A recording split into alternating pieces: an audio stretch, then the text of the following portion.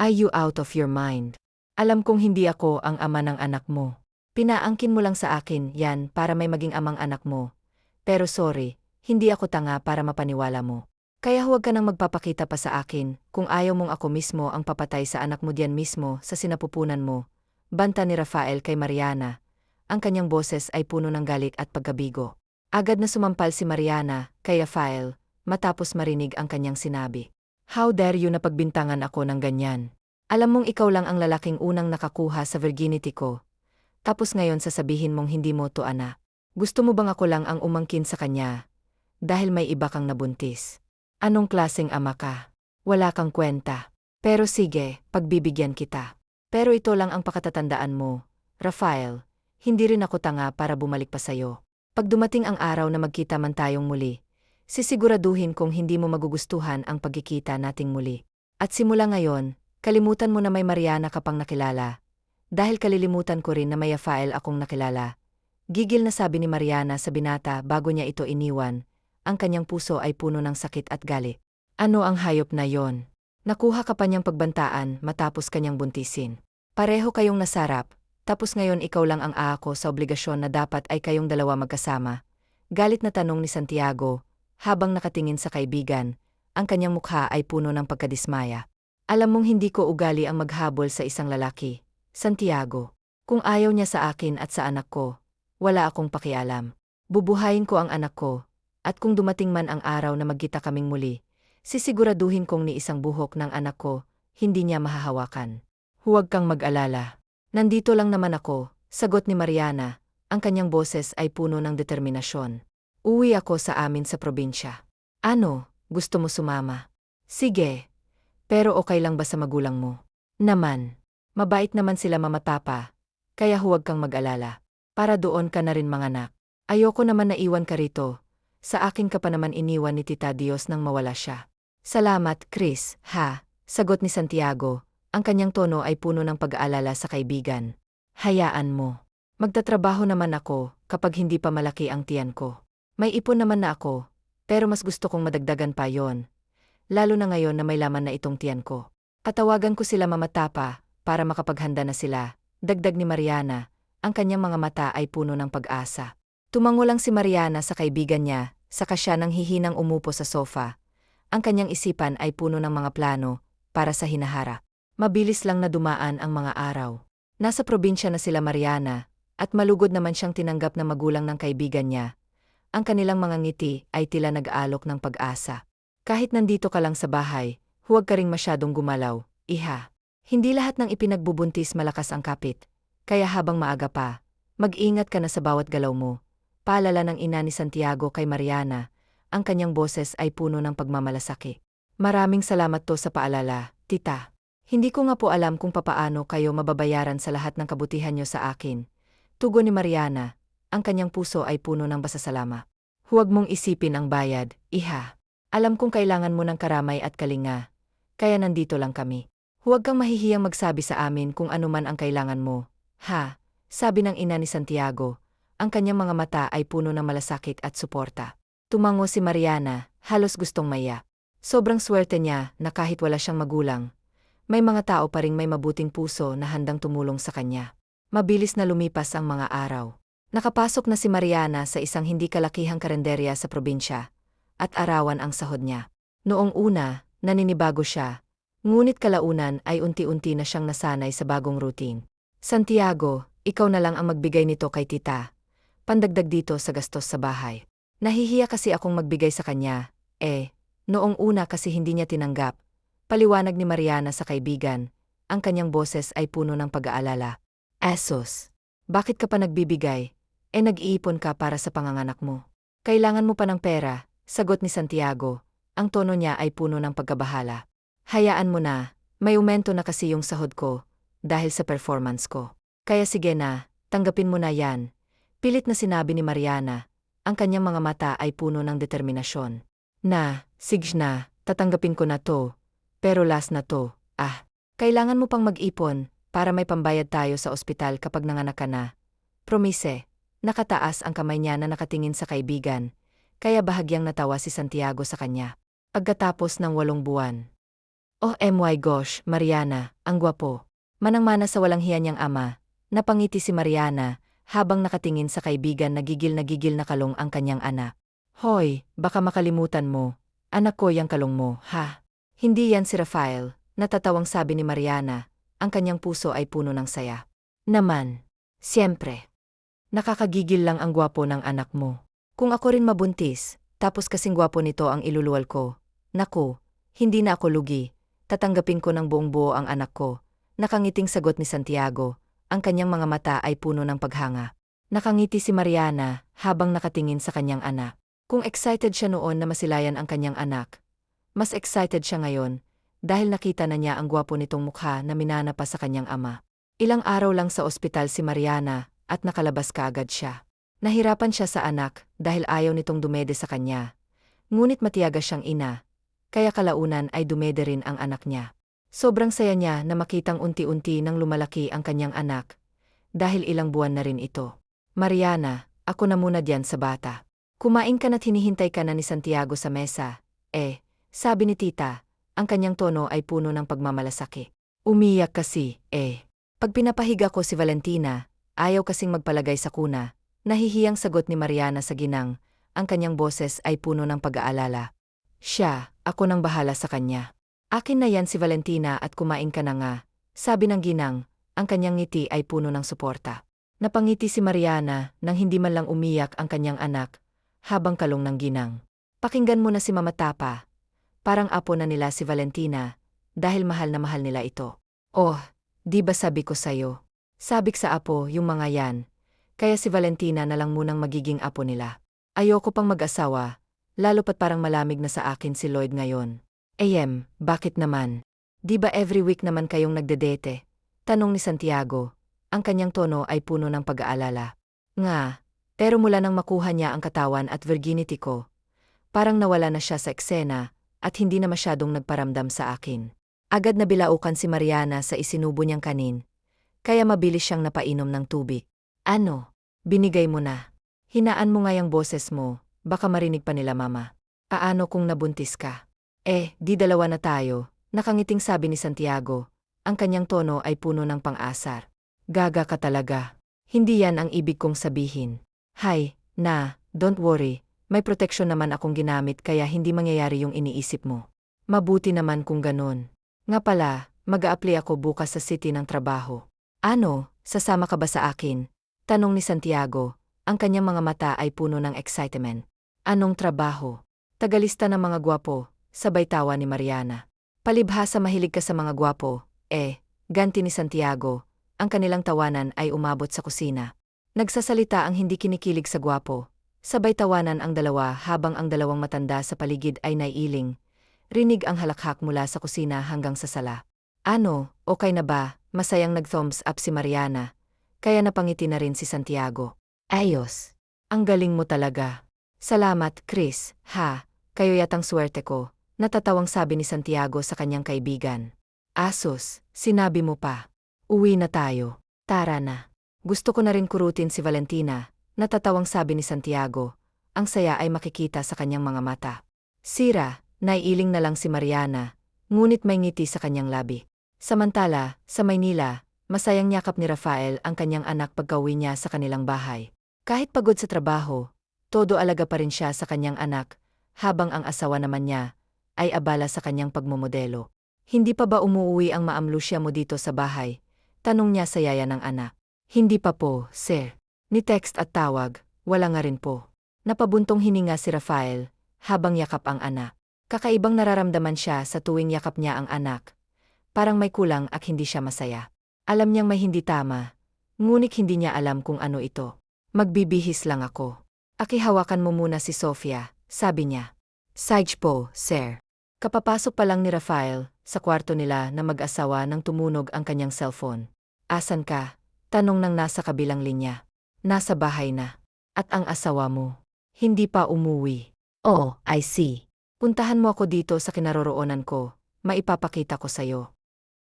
Pagod ako, Andres, at alagaan ko pa ang anak ko. Oh, come on, Rafael. Hanggang ngayon ba bulag ka pa rin? Anong ibig mong sabihin? Puntahan mo nga ako rito, para malaman mo kung anong ibig kong sabihin. Ibinaba ni Andres ang tawag, habang nakatingin sa babaeng kanina pa umiinom kasama ang isang lalaki. Ibang klase ka talaga, Lucia. Nakuha mo ng ipaako kay Rafael ang anak mo sa ibang lalaki, at ginawa mo pa siyang yoyo. Akala mo ba hindi ko alam kung sino ang ama ng anak mo? Kung noon naloko mo ang kaibigan ko, hindi na ngayon. Kasalukuyang nakakandong si Lucia sa isang lalaki nang bigla na lang may humila sa kanya, at kaagad na sinuntok ang lalaking kasama niya. "What the hell are you doing?" Sigaw ng lalaki kay Rafael. "Rafael, tama na. Huwag mo siyang saktan," sigaw ni Lucia habang nakatingin sa lalaki. "Hindi siya saktan, Lucia. Hindi mo ba alam na minamanyak ka na niya? Hindi mo ba nakikita yon?" Galit na sabi ni Rafael sa asawa niya. "So what? Aray, ano ba? Bitawan mo nga ako." Pero parang walang naririnig si Rafael. Kinaladkad na si Lucia palabas ng bar, habang si Andres ay nakasunod naman sa kanila. Naiiling na nakatingin siya sa kaibigan, habang kinaladkad ang babae, papasok sa kotse nito. "Pakawalan mo ako dito." "Ano ba? Tayo na, Manong," utos ni Rafael sa driver niya. Pagdating nila sa bahay, nauna pang lumabas si Lucia at diretsong pumasok sa loob. Pagkapasok niya sa kwarto, akmang isasara na niyang pinto nang iharang ni Rafael ang kamay niya, kaya napaatras si Lucia. Inilok ni Rafael ang pinto at kaagad na hinablot si Lucia, padaskol-daskol. Takot na siya sa lalaki, pero hindi nakinig si Rafael. Walang awa niyang inangkin ang babae, at halos wala na siya sa sariling katinuan. Kung hindi pa napagod si Rafael, hindi niya titigilan ang babae ngayon, parang lantang gulay na nakatulog sa kama. "You requested this, kaya tanggapin mo kung anong parusa ko sa'yo," mahinang ani ni Rafael sa isip niya. Matapos maglinis ng katawan, pinuntahan ni Rafael ang bata sa kwarto nito. After 4 years. "Mama," masayang yakap ni Mariana ang 4 na taong gulang niyang anak. "I missed you, Mama," malambing na ani ng bata sa kanya. "I miss you too, my boy." At may pasalubong si Mama, essay, masayang nagtatalon si Valentina sa tuwa nang makita ang pasalubong ng ina. "Nagustuhan mo ba?" "Opo, Mama, salamat po." "You're welcome, anak." Binuhat na niya papasok ang anak sa loob ng bahay, at kaagad itong pinalaro. "Nandito ka na pala, Mariana." "Magandang hapon po, tita." "Si Santiago po. Nasa kwarto niya. Puntahan mo na lang." "Sige po, at bago ko makalimutan, ito po pala, yung para sa pambayad natin sa kuryente at tubig, ita, at pangdagdag na rin po sa pangbigas natin." "Naku, iha, itabi mo na yan. Para sa anak mo yan. Alam kong nag-iipon ka, para sa pag-aaral ni Valentina." "Nakapagtabi na po ako, tita, kaya sige na, kunin mo na to. Pupuntahan ko na lang po si Santiago sa loob. Alam kong may gusto yun kainin eh." Hindi na nag-atubili pa ang ginang at tinanggap na lang ang ibinigay ni Mariana sa kanya. Saka paalis si Mariana at pinuntahan ang kaibigan. "Santiago, may binili ako, essay." Mabilisang napatayo si Chris sa kinaupuan niya nang marinig ang tinig ng kaibigan. Nang buksan niya ang pinto, isang hilaw na mangga ang dala nito. "Hindi yan green ha, violet yan. Oh, tignan mo. Minsan lang daw mamunga ang puno niyan dito sa atin. Kaya dinamihan ko na para hindi ka mabitin," nakangiting sabi ni Mariana. Napayakap na lang si Chris sa kaibigan. Matapos siyang kausapin, kaagad din itong umalis para makapagbihis. "Dahan-dahan naman at baka mabulunan ka diyan sa kinakain mo," sit ni Mariana sa kaibigan nang maabutan niya ito sa kusina. Sa sobrang sarap nakangusong sabi ni Santiago. Napatawa na lang siya, habang pinagmamasdan ang takaw ng kaibigan. Tinuturing na siyang kapatid nito, ganoon din siya dito. Kaya kung anong makakapagpasaya sa kanya ay ibinibigay niya. Hindi na iba sa kanya si Santiago. Masayang namuhay sina Valentina at Mariana sa probinsya. May maganda na rin siyang trabaho, kaya hindi na siya nag-alala pa para sa futuro ng anak niya, dahil may naipon na siyang pera sa bangko para sa kanyang anak. "Talaga, mamamasyal tayo?" tanong ni Lizel, puno ng saya. "Naman, at isasama natin si Valentina. Gusto kong igala na ako Maliit pa lang siya noong huli tayong makapasyal." "Wala ka bang pasok? Day off mo ba ngayon?" "Ano ka ba? Kaya sige na, magbihis ka na at aalis na tayo," nakangiting sabi ni Lizel sa kaibigan. Parang bata na sumunod si Santiago sa kanya, mula nang mabuntis ito ng boyfriend niya. Ay, tamad na itong gumalaw. Dala na rin siguro ng pagbubuntis niya yon, dahil alam naman niyang masipag na babae si Santiago. Pero ngayon, palagi na lang itong nakahiga sa kama, at halos ayaw ng kumilos. Isang araw din ang inilaan ni Lizel sa anak at kaibigan niya. Kahit papaano, nakabawi na siya sa anak niya. Palagi kasi siyang busy sa trabaho, kaya palaging wala siyang oras para igala ito. Nag-enjoy ka ba, Bobby Valentina? Tanong niya sa anak niya nang makauwi sila. Of course, Mama. Thank you po sa laruan at sa masarap na Jollibee. Masayang pinisil ni Lizel ang pisngi ng anak niya, saka sila tumuloy na sa kwarto nila. Mabilis lang na lumipas ang mga araw at mga buwan hanggang sa naging taon. Kailangan ng mag-aral ni Valentina, kaya excited na namili si Lizel ng gamit para sa anak niya. Sandali lang, mister. Ako ang nauna diyan kaya bigay mo yan sa akin, sabi ni Lizel sa lalaking kaagaw niya sa isang pencil case. Miss, kita mo namang ako unang nakakuha nito, di ba? Tinangka mo lang agawin, nakangising sabi ng lalaki kay Lizel. Siya ulo to. Gusto pa yatang makipag-away sa akin na. Hoy, mister. Kita mong panglalaking kolor. Yan kaya ibigay mo na sa akin yan. Kung ayoko. Saka marami namang ibang kolor diyan. Mamili ka na lang. Walang pakialam nitong sabi kay Lizel. Abay. Ang hinayupak na to. Kung wala lang kami dito sa loob ng mall. Nabibigyan mo na yan. Nahihiyang napakamot naman ng lalaki sa kanyang batok na animoy isang nahuli na may tinatago. Ang taray mo naman, miss. Ang ganda mo pa naman, nangaasar na sabi ng lalaki. Hindi, nagsasabi lang ako ng totoo. Wow ha, ang galing mo talaga. Ano? Kung wala lang tayo dito sa loob, siguradong nabigwasan na kita. Umalis ka nga. Huwag kang ang sunod ng sunod sa akin. Para kang aso na sumusunod sa amo niya. Kainis, naiiling na lang si Diego, habang nakatingin sa papalayong babae. Ang taray. Yan ang gusto ko sa babae, yung marunong magpakipot. Natatawang sabi nito kahit nasa counter na sila. Sinundan pa rin siya ng binata. Talaga bang sinusundan mo ako hanggang dito? May diin niyang bulong sa nakasunod sa kanya sa pila. Bakit? Ikaw lang ba ang gustong magpa-counsel? Pwede ba? Alam mong ang daming counter dito, hindi lang isa o hindi lang dadalawa. Pero bakit dito ka pa rin sumunod? May diin pa ring sabi niya rito. Miss, hindi naman siguro bawal kung dito ako pumila, di ba? Saka pakialam mo ba kung dito ako gustong pumila? Sa nagustuhan ko rito Anong magagawa mo? Inirapan ni Lizel ang lalaki, at di na siya nagsalita pa hanggang sa.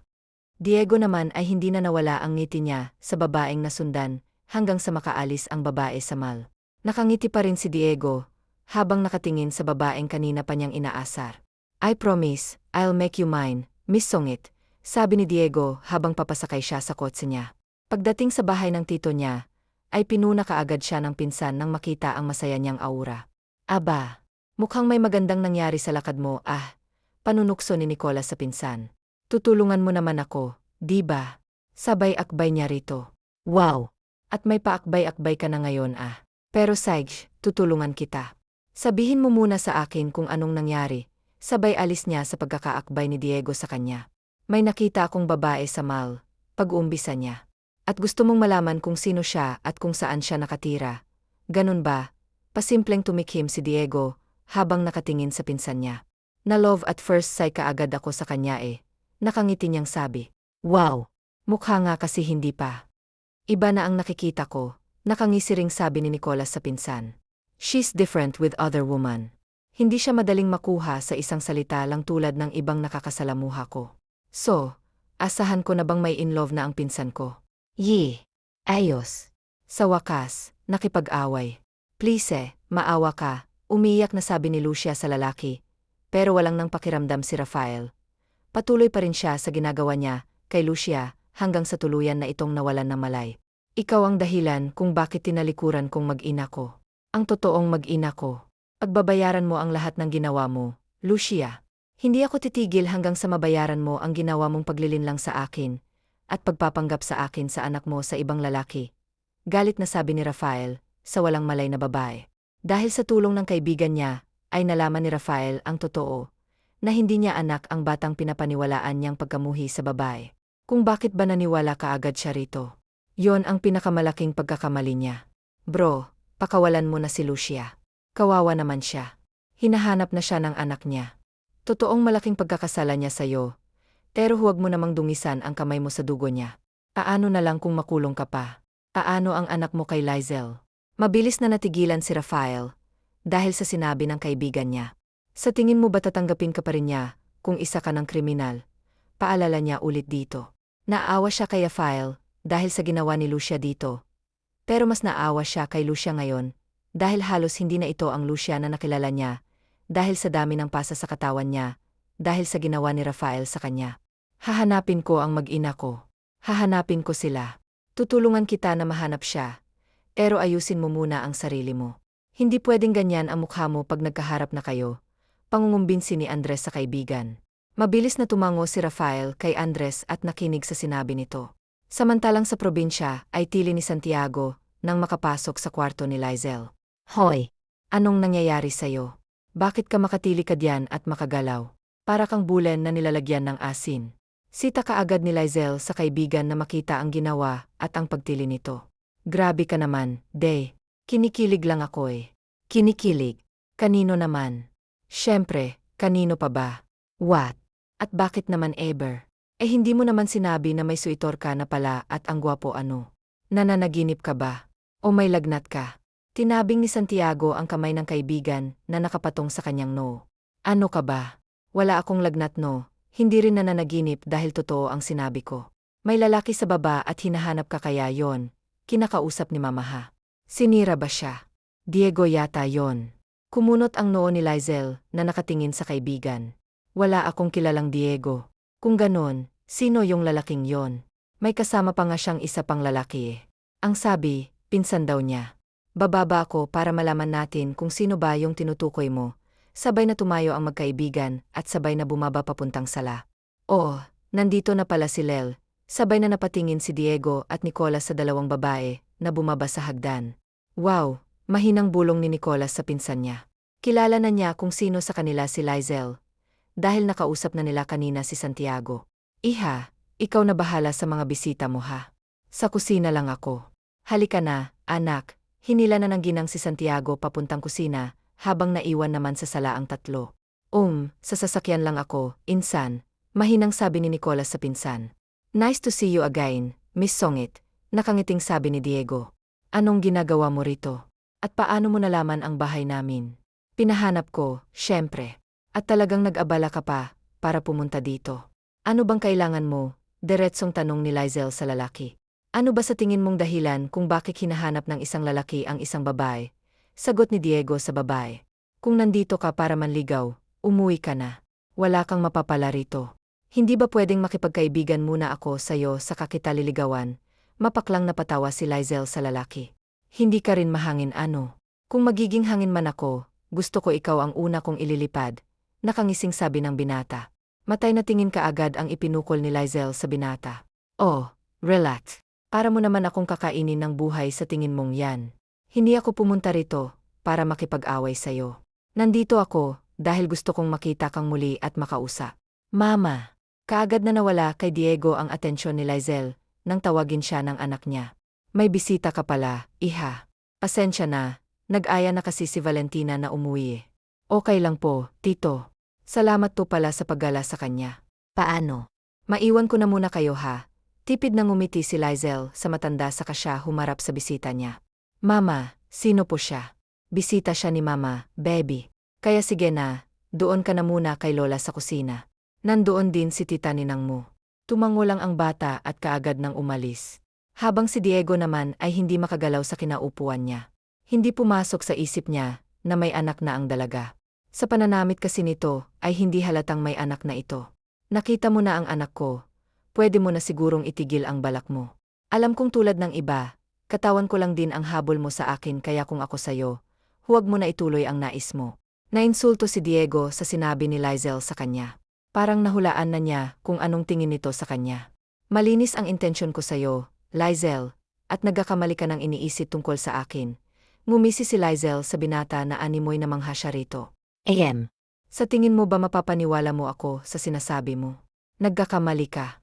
Alam kong ang katulad mo, katawan lang ang habol sa akin kaya kung maaari, ay umalis ka na dahil hindi ko kailangan ng tulad nyo. Hindi magawang makapagsalita ni Diego. Kita niya sa mata ng dalaga ang galit. At kung ano ang ikinagagalit nito, ay iyon ang gusto niyang malaman. Aalis ako, pero babalik pa rin ako rito, at gusto ko ring makilala ang anak mo. Tumayo na si Diego at lumabas ng bahay. Mahihirapan ka sa babaeng yun, insan, Kaagad na sabi ni Nicholas na makapasok siya sa sasakyan. I know. Pero hindi ako susuko. Makukuha ko rin siya, hindi man ngayon. Pero sisikapin kong hindi magtatagal ay magbabago na ang pagtingin niya sa akin. Ngumisi lang si Nicholas saka nag-drive na. Ay, sayang. Akala ko pa naman may magpapakilig na sayo, nang hihinayang nasabi ni Santiago. Tumigil ka nga diyan. Nakakatrauma mga lalaki, at hanggang ngayon hindi pa rin nawawala sa akin ang sakit na naramdaman ko noon. Kung hindi lang dahil kay Valentina, ewan ko kung nasaan na ako. Kaya ngayon, tanging anak ko na lang ang nagbibigay ligaya at tag-asa sa akin para lumaban, malungkot na sabi ni Lizelle. Alam ko namang hanggang ngayon, dala mo pa rin yung sakit na dulot ni Rafael sa'yo. Pero matagal na yon eh.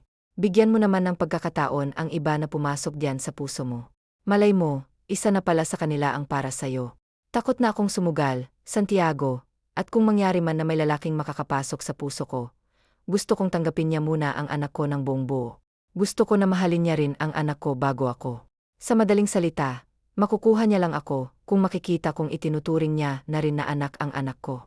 Pero sa panahon ngayon, bihira na lang ang binata na mamahalin ka ng buo, kahit may anak ka na.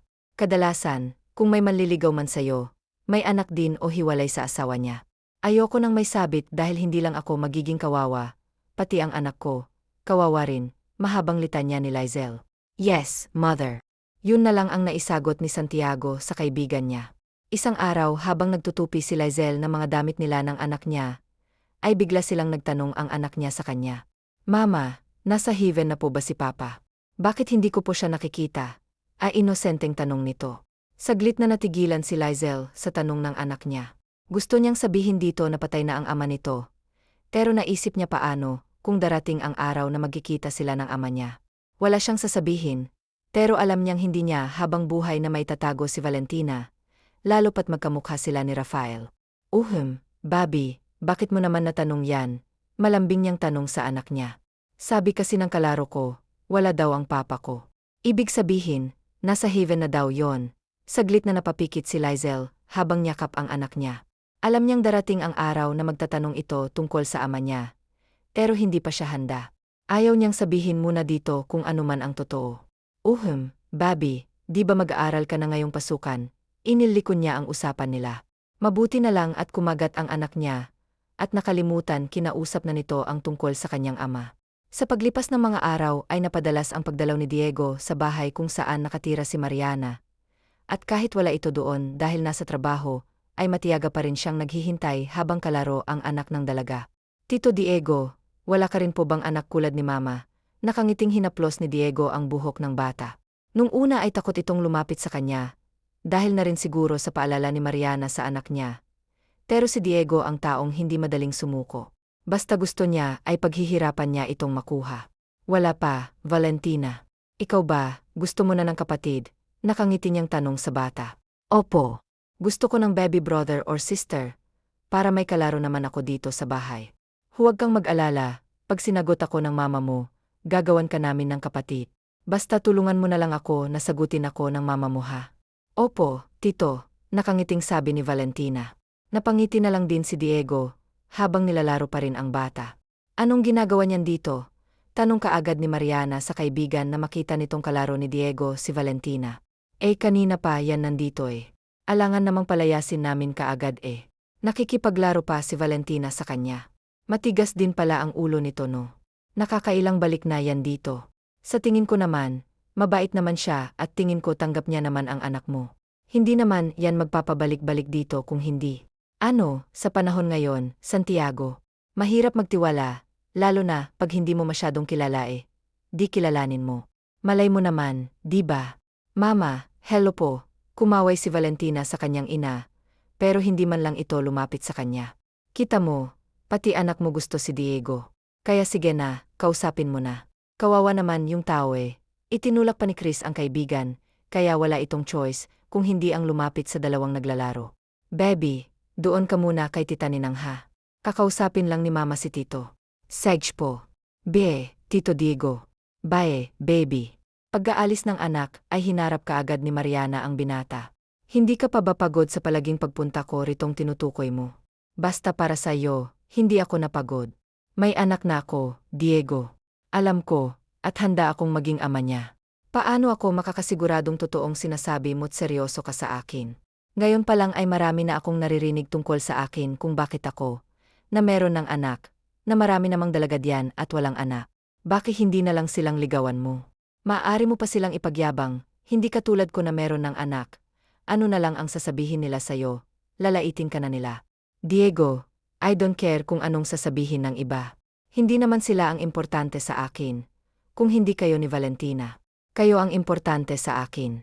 Please, bigyan mo ako ng pagkakataon na patunayan ko sa iyong mahal na mahal kita. Napabuntong hininga muna si Mariana bago nagsalita. Sige, sa ikalawang pagkakataon susugal ako. Kaya sana hindi ko naman maranasan ang naranasan ko dati. Inapangako ko sa iyo kung mamahalin at ingatan kita, Mariana. Thank you. At asahan kong tutupad ka sa pangako mo. Masayang umuwi si Diego sa kanila, at kahit nakahiga na siya sa kama, ay para siyang teenager na nagpagulong-gulong dahil sa sayang nararamdaman na sa wakas ay sinagot na siya. At dahil hindi siya makatulog ay ang cellphone kaagad niyang hinagilap niya. Nasa kanya ang number ni Mariana, kaya ite-text na lang niya ito. Kakahiga pa lang ni Mariana nang tumunog ang cellphone niya. Hey, hindi ako makatulog eh. Tulog ka na ba? Basa niya sa text ni Diego. Kakahiga ko pa lang. Ba't hindi ka makatulog? Reply niya sa binata. Naiisip kasi kita. Para namang timang na nakangiting mag-isa si Mariana, habang hawak ang cellphone niya. Nababaliw na yata ako mahina niyang sabi sa sarili, habang nagre-reply sa lalaki. Ang planong matulog ng maaga ay napunta na sa hating gabi. Kung hindi pa siya nalobat, ay hindi siya titigilan ni Diego sa kakatext. Nangalay na rin ang mga daliri niya sa kakatype niya sa cellphone. Kinabukasan, pagkagising niya ay tinawanan kaagad siya ni Santiago. Anong nangyari diyan sa mata mo? Hindi ka ba natulog? Kaagad nasit ni Santiago sa kanya. Malapit na magmadaling araw akong nakatulog. Ano? Bakit? May masakit ba sa'yo? May lagnat ka ba? Wala. Ano ka ba? Masakit lang yung ngipin ko, yun lang. Nawala na rin ngayon lang matapos kong maligo ng maaga. Palusot niya sa kaibigan. Saka sinaasa rin na naman siya nito kung sasabihin niya ang totoo. Ganun ba? O sige, kumain ka na. Nga pala, isasama namin mamaya ni Lloyd si Valentina ha. Pupunta yun dito mamaya eh. Tumango lang si Mariana sa kaibigan at hindi na nagsalita pa. Mabilis lang na lumipas ang mga araw at naging mga buwan. Nag-aaral na si Valentina habang unti-unti namang tumatatag ang relasyon ni Mariana at Diego. Date. Magde-date tayo. Ayaw mo ba? Hindi naman sa ganon, pero kasi. Please babe, minsan lang kitang makasama ng matagal at mas lalo pa kitang matagal makakasama kapag nasa Maynila na ako. Upunta kang Maynila. Aalis ka. Iwan mo kami dito ni Valentina. Relax. Kaya nga gusto kitang makasama ng matagal, dahil uwi ako ng Maynila. Alam kong natatakot ka, pero pinapangako ko sa iyong babalik ako. Babalikan ko kayo ni Valentina, kaya huwag kang mag-alala. Hindi maipaliwanag ng lungkot ang naramdaman ni Mariana sa mga oras na iyon.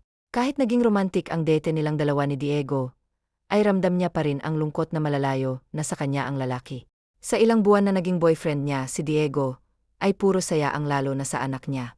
Sobrang bait kasi nito sa kanya na minsan, hindi niya naiisip na may ganon na ugali ang binata. Iba nung una niya itong nakita sa mall, para kasi itong barumbado. Pero ngayon na nakasama na niya ito, nang matagal na sabi na lang niya sa sarili niya, na hindi pala niya kayang mawala ito sa kanya.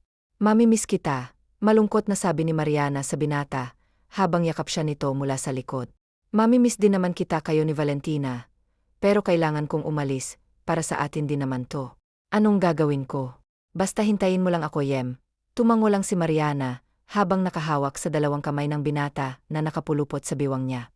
Tuluyan nang umalis ng probinsya si Diego kasama ang pinsan niya. Kailangan na kasi niyang bumalik sa Maynila, dahil sa kanya na ipinasa ng kanyang ama ang kanilang kumpanya. Nag-iisang tagapagmana si Diego ng kanyang mga yaman, dahil siya lang naman ang nag-iisang anak na mag-asawang Rosan at Conrado Coronel.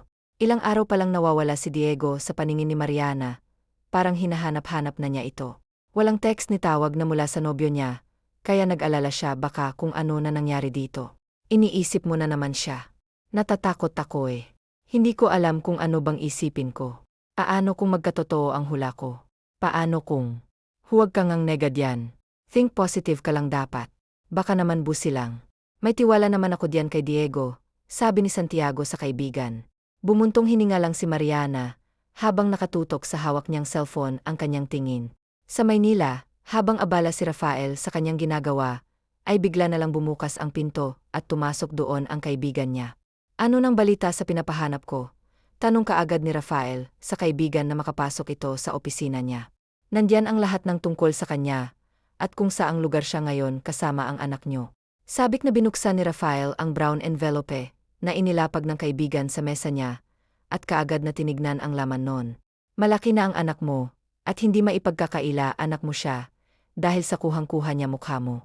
Manang-mana sa anak mo. Oh, anak mo na itinakwil mo noon dahil naniwala ka kay Lucia at sa mga kasinungalingan niya. Kaagad na nag-init ang sulok ng mga mata ni Rafael na makita ang laman ng envelope. Nakalakip sa impormasyon kung nasaan ang hinahanap niya. Gusto kong puntahan kaagad sila. Gusto kong bumawi sa mag-ina ko, yan ay kung hindi pa huli ang lahat. Natatandaan mo pa naman siguro ang sinabi ni Mariana bago siya umalis, di ba? At sa tagal ng panahon na wala ka sa tabi niya, dahil kasama mo si Lucia, sa tingin mo ba mapapatawad ka niya kaagad? Kilala mo si Mariana, bro, siya ang klase ng babae na mahirap paamuhin at hindi madadala sa isang salita lang. Sinira mo ang tiwala niya sa'yo. Sa tingin mo ba kung makita ka niya, mapapatawad ka niya dahil sa ginawa mo? Alam kong hindi ka niya mapapatawad dahil sa sakit na dinulot at pagbabanta mo sa buhay ng anak mo. Sa tingin ko kinakamuhian ka ni Mariana hanggang ngayon, mahabang sabi ni Andres sa kaibigan. I'll do everything para mapatawad at bumalik lang siya sa akin. Nagsisisi na ako sa nagawa ko sa kanya, kaya gusto kong bumawi ngayon. Madali lang niyang sabihin, pero mahirap yang gawin lalo na kay Mariana. I know. Until now, mahal niya pa rin ako. Naiiling habang nakangiti si Andres na nakikinig sa kaibigan. Alam niya kasing may nobyo na si Mariana, pero ayaw niyang sabihin dito ang nalaman niya. Gusto niyang ito mismo ang makatuklas ng totoo, para maramdaman din niya kung gaano kasakit kapag pinagpalit ka ng mahal mo. Sabihan mo ako kapag pupuntahan mo na siya. Gusto ko ring makita sila at ang anak mo, paalala ni Andres. Gusto niyang sumama dahil gusto niyang masaksihan kung anong reaksyon ng kaibigan niya kapag nalaman nitong may mahal ng iba ang babaeng gusto niyang balikan. Pag-uwi ni Mariana galing sa trabaho niya, ay sa kwarto niya kaagad siya dumiretso. Wala pang anak niya dahil 4 oras pa ang labas nito sa school. Hindi naman siya nababahala dahil kasama naman ito ang 2 matanda na itinuturing na nitong lolo at lola. Wala din si Chris sa bahay nila dahil sinundo ito ng nobyo niya. Malapit na kasi itong manganak, kaya napapadalas ang pag-uwi ni Lloyd para maalagaan ang pagbubuntis niya. Kasalukuyan na siyang nasa kusina para maghanda ng lulutuin sa hapunan nang may biglang pumulupot na kamay sa biwang niya. Napasigaw sa sobrang kaba si Mariana at nang makilala kung sinong nakayakap sa kanya mula sa likod, ay kaagad na pinaghahampas siya ni Mariana sa dibdib. Did you miss me? Nakangiting tanong ng binata habang iniilagan ang mapanakit na kamay ng nobya. Siya, ulo ka ba? Kapatayin mo ba ako sa nerbiyos? Bakit ngayon ka lang ha? At may paduya mo mism ka pang nalalaman. Alam mo ba kung ilang buwan kang walang paramdam sa akin, na hindi mo man lang naiisip na nag-aalala ako sa'yo? Buliyaw ka agad ni Mariana sa binata. Sorry na, busi lang ako. Pero huwag kang mag-alala, nandito na ako. Namiss kita at si Valentina, malambing na sabi ng binata habang nakayakap na sa nobya. Yumakap din si Mariana sa kanya at tinugon ng halik nito. Nang kapusin sa hininga saka palang bumitaw si Diego sa kanya. Namiss kita, at para makabawi sa hindi ko pagpaparamdam sa iyo, pinagluto ko kayo para sa hapunan. Talaga ba? Yes. Mas masarap akong magluto. At ikaw pa lang ang unang babae na paglulutuan ko. At dahil special ka kaya special din ang lulutuin ko. Nakangiting ani ng binata. Agad na namula ang pisngi ni Mariana, dahil aminin man niya, o hindi kinikilig siya sa sinabi na binata. Nakaupo lang si Mariana, habang si Diego naman ay nakaharap sa niluluto niya. Hindi naman mapigilan ni Mariana na mapangiti, pero agad din nawala ang ngiti niya nang maalala ang unang lalaki na minahal niya. Ganoon sila dati ni Rafael. Kaagad niyang pinilig ang ulo at kinalimutan si Rafael, at itinuon na lang ang atensyon niya kay Diego. Tikman mo ang luto ko, love, kung papasa ba sa'yo. Bumuka naman ang bibig ni Mariana at tinikman ang luto ng binata. Masarap siya. Puri niya sa luto ng binata. So, pwede na ba akong maging asawa mo? Agad na lunok ni Mariana ang tinikman niyang ulam, dahil sa narinig. Are you okay? Tubig. Uminom ka ng tubig, Tarantang binigyan ito ni Diego ng tubig sa kapalang siya, nakahinga ng maluwag. Okay ka na ba? Okay na ako. Salama. Bakit ba kasi napunta sa pag-aasawa? Bakit? Ayaw mo bang maging asawa ko? Siyempre, Gos. Natigil sa pagsasalita si Mariana nang kaagad siyang ginawaran ng masuyong halik ni Diego sa labi. Mahal kita ng higit pa sa buhay ko, kaya naman gusto kitang makasama. Walang kondisyon ang pagmamahal ko sa'yo. Love kita kahit may anak ka pa. Ganoon kita kamahal, madamdamin niyang sabi sa nobya matapos niya itong halikan. Parang matutunaw ang puso ni Mariana dahil sa sinabi ng lalaki. Mahal ni Mariana ang binata, pero hindi pa niya kayang sambitin ang salitang, I love you. Hindi naman problema kay Diego kung di pa kayang sambitin, yun sa kanya ng nobya. Ang importante sa kanya ay alam na niyang mahal na siya nito. Hindi man sa salita, nakikita naman niya sa gawa.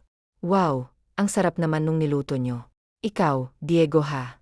Ang tagal mong nagpakita. Ni text at tawag, wala ka man lang paramdam.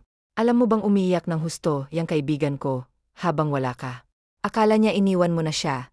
Kaagad na sabi ni Santiago nang makita kung sinong kasama ni Mariana sa kusina. Kaagad na sinamaan ni Mariana ng tingin ang kaibigan. Pero si Santiago ay tumawa lang. Kaagad naman itong pinaupo ni Lloyd sa upuan. Tito Diego, nandito na po kayo ulit, masiglang sabi ng bata nang makita nito si Diego. Hello, young boy. Kumusta ka na rito? Nag-aral ka bang mabuti? Tanong niya sa bata habang pumantay siya rito. Naman po.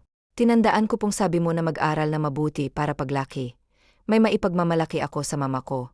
Proud nitong sabi sa tito niya. Wow, very good. At dahil diyan, may pasalubong ako sa'yo. Talaga po. Yes. Halika, samahan mo ako. Saglit na nagpaalam si Diego sa nobya at sa kaibigan nito, saka sila lumabas ng bahay. Wow, ang ganda. Hindi mapigilan ni Valentina ang pagkamangha niya nang makita ang malaking Iron Man na binili ni Diego sa kanya mula pa sa Maynila. Nakangiting ang bata na sobrang saya sa pasalubong niya. Pero kaagad na napalis ang ngiti sa labi niya nang may sasakyan na huminto katabi ng sasakyan niya. Alam niyang mayaman ang may-ari noon dahil sobrang kinis ng kotse at para bang kabibili lang nito.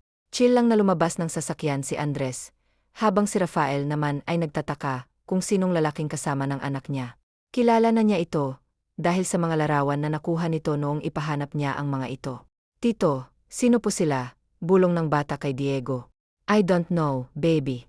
Hindi ko rin sila kilala, balik na sabi niya sa bata. Magandang hapon, bati ni Andres sa lalaki.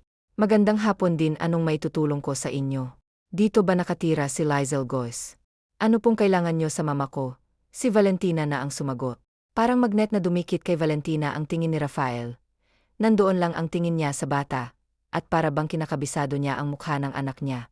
Liz. Ang tagal na bitin sa ere ang sasabihin sana ni Lizel nang makita at makilala kung sino ang lalaking kausap ng anak niya. Hindi siya kaagad nakagalaw sa kinatatayuan niya. Nakatitig lang siya sa dalawang tao na ngayon ay nakatingin na sa kanya. Nang matauhan ay mabilis niyang kinuha ang anak niya at itinago sa likod niya. Pinagsalikop din niya ang kamay nila ni Diego. Kahit nagtataka si Diego sa inakto ng nobya, ay sinakyan niya ito at hinapit sa biwang ang nobya habang hinahawakan niya si Valentina. Anong ginagawa niyo rito? Paano niyo nalaman kung nasaan ako? Hi, Liz. Kamusta ka na? Mas gumanda ka pa ngayon Sa halip na sagutin ni Andres ang tanong ni Lizel, ay iba ang isagot niya rito. Boyfriend mo, tukoy niya kay Diego. I'm her fiancé. Sino ba kayo at anong kailangan niyo sa nobya ko? Si Diego na ang sumagot. Nang makita ni Santiago kung sinong nasa labas, ay kaagad na kinuha niya si Valentina at ipinasok sa loob ng bahay para hindi nito marinig ang pinag-usapan ng mga tao sa labas. You're her fiancé. Madilim ang mukha na tanong ni Rafael sa kaharap at batid sa boses nito ang sakit. Yes. Why? Is there a problem? Tanong ni Diego sa lalaki. Yes, because I'm her boyfriend and the father of her son. Ang kapal naman ng mukha mo, para ang kinin na anak mo ang anak ko. Kailan ka ba naging ama? Wala kang anak sa akin. Tandaan mo, hindi mo na anak ang anak ko. Anak ko lang siya at hindi sayo. Ano pa bang kailangan mo't nagpakita ka pa sa akin? Galit na sabi ni Lizel sa binata nang marinig ang pag-angkin pa rin nito sa kanya na girlfriend niya.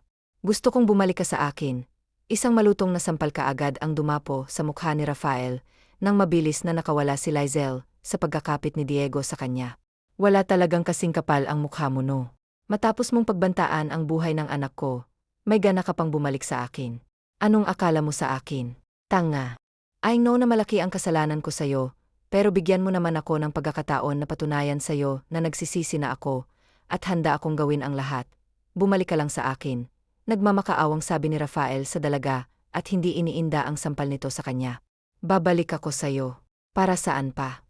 Para saktan mo ako uli. Kung noon, nagawa mo yan sa akin, hindi na ngayon. Saka hindi na ako babalik sa'yo, kahit ano pang gawin mo, dahil may mahal na akong iba at magpapakasal na ako sa kanya. Sabay salikop ulit ni Lizelle sa kamay niya sa kamay ni Diego. Tahimik lang si Diego at Andres habang nakikinig sa dalawa. Babe, hindi ako papayag na magpakasal ka sa lalaking yan. I know na mahal mo pa ako. I know na hanggang ngayon ako pa rin diyan sa puso mo, at ginamit mo lang ang lalaking yan. Please bumalik ka sa akin, kayo ng anak ko.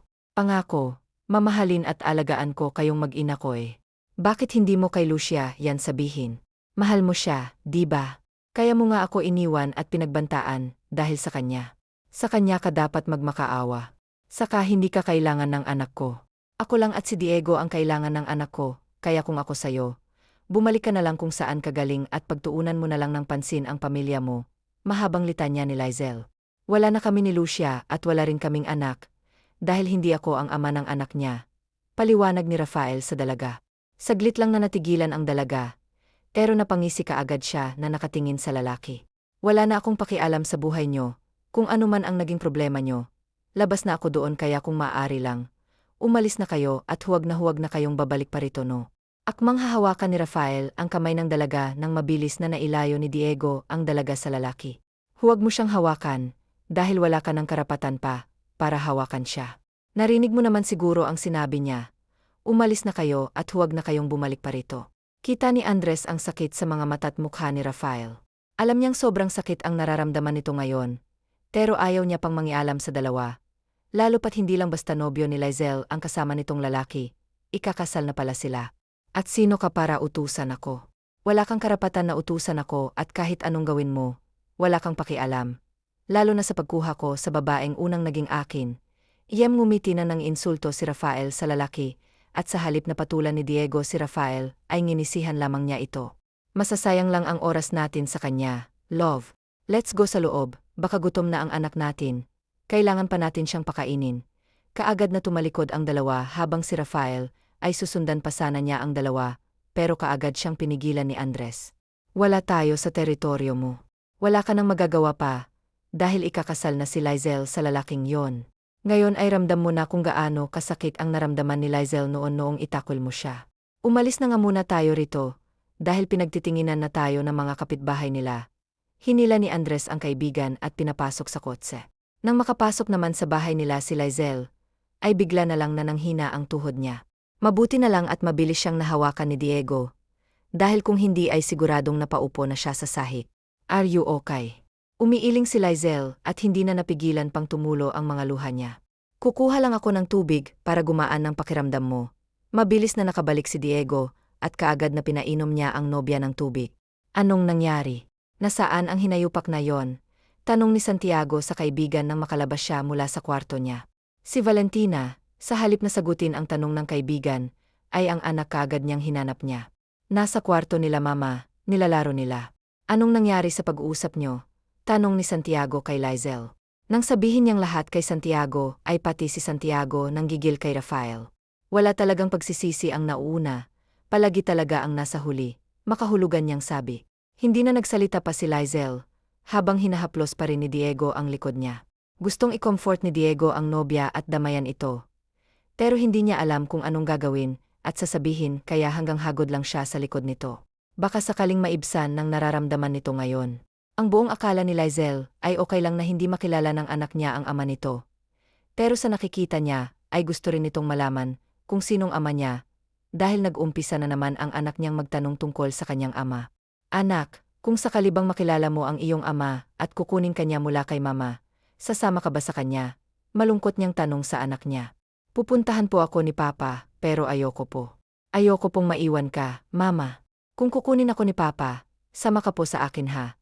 Kaagad niyakap ni Lizelle ang anak niya, habang hindi niya mapigilan pang tumutulo ang luha niya. Kung ang tungkol sa anak niyang pag-usapan, hindi talaga niya mapigilan ng umiyak. Malaki kasi ang sakripisyo na ginawa niya para sa anak niya, kaya masakit sa kanya na malayo ito, dahil ito na ang naging buhay niya, at kung wala ito, hindi niya alam kung ano nang nangyari sa kanya lalo na noong nalaman niya na nakabuntis ng ibang babae ang ama nito. Ano nang balak mo ngayon? Tanong ni Andres sa kaibigan. Nasa isang hotel sila naka-check-in.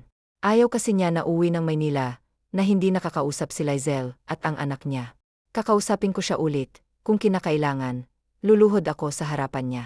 Bumalik lang siya sa akin, gagawin ko. Hindi naman ganun kadali ang gusto mo, bro. Kung sa anak mo, may karapatan ka sa kanya. Pero sa kanyang ina, wala ka ng karapatan dahil binitawan mo na siya at sa nakikita ko ngayon, mahal niya yung lalaking yon. At alam kong mahal din siya nung lalaki. I don't care kung mahal siya nung lalaki. Alam kong mahal pa niya ako, dahil nakikita ko yun sa mga mata niya. Kahit gaano siya kagalit sa akin, alam ko't nararamdaman ko na mahal pa rin niya ako. Huwag ka namang selfish, bro. Huwag puro sarili mo na ang iniisip mo. Isipin mo rin yung nararamdaman ng iba at sa mga taong nasa paligid mo ngayon. Alam mo na kung anong pakiramdam ng ipagpali. Ikaw ang unang gumawa niyan sa kanya, di ba? Kaya tanggapin mo kung nakahanap na siya ng kapalit mo ngayon. Alam mo na ang totoo at nakita mo na ang anak mo. Kung kakausapin mo man si Lizelle, ang tungkol lang sa anak niyong pag-usapan niyo.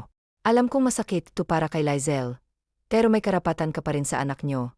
Ayon na lang ang isipin mo sa halip na bawiin ang babaeng may nagmamay-ari na. Mahabang litanya niya ni Andres sa kaibigan. Saglit na natigilan si Rafael sa sinabi ng kaibigan. Hindi niya matanggap na may pumalit na sa kanya sa puso ni Lizelle. Saka pala niya naisip na sobra pa siguro doon ang naramdaman ni Lizelle nang ipagpalit niya ito kay Lucia noon. Sa paglipas ng mga araw, ay hindi magawang kausapin ni Rafael si Lizelle. Sa tuwing nakikita kasi siya nito, ay kaagad itong umiiwas sa kanya, at palagi nitong kasama ang lalaking sinasabi na nobyo nito, kaya naghahanap siya ng timing para makausap ito na masinsinan. Okay naman lahat ng pinamili natin, love. Wala ka na bang nakalimutan? Tanong ni Diego sa nobya nang isama siya nito mag-grocery. Nabili ko na lahat, love. Salamat nga pala ha. Ikaw patuloy ang nakabayad sa lahat ng mga groceries ko. Maliit na bagay lang yan, love. I'm always here to help you kung kailangan mo ng tulong. Ganun kita kamahal. Namula ang pisngi ni Lizelle, dahil sa kilig. Sa tagal kasi nang hindi siya nakarinig na mahal siya ng isang lalaki.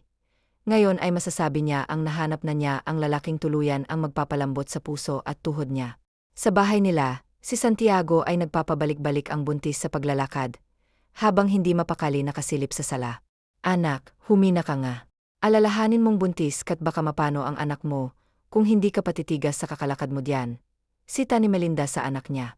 Kasi, Mama, taano na lang kung makabalik na lang ang dalawa? Hindi pa rin umaalis si Rafael. Baka magkasunduan pang dalawang yon pag nag-abot sila. Anak, parehong profesional si Diego at Rafael. Sa tingin ko naman ay magkakausap silang dalawa na hindi nagkakasakitan. Pagdating nila Diego sa bahay, ay agad na nanigas si Lizelle nang makita kung sino ang tao na nakaupo sa sala at kausap ang anak niya. Lumingon siya kay Diego na tila ba nagpapaalam siya. Nakakausapin lamang niya ito, nakaagad namang tinanguan ni Diego. Nandito lang ako. Tawagin mo lang ako kung kailangan mo ng tulong. Salamat. Kaagad na tumayo si Rafael sa kinaupuan at sinalubong si Lizelle. Sa labas tayo mag-usap. Gusto kong magkausap tayong walang ibang nakakarinig kung anuman ang pag-usapan natin. Kaagad na sabi ni Lizelle nang makalapit sa kanya si Rafael. Sumunod si Rafael sa dalaga palabas habang naiwan naman si Valentina kay Diego.